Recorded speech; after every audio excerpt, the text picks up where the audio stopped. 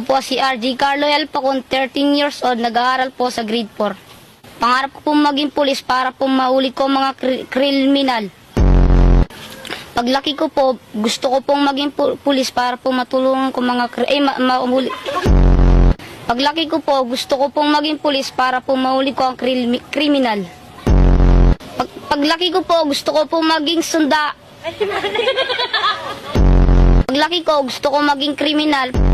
Ano ang English ng alas 5 ng madaling araw? Good morning. Ano humati ng potlong? I miss you. Say tang ina mo. Tang ino.